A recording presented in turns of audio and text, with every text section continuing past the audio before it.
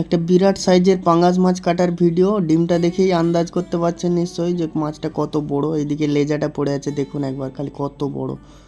প্রায় 4 kilo 4.5 kilo ওজন হবে মাছটার।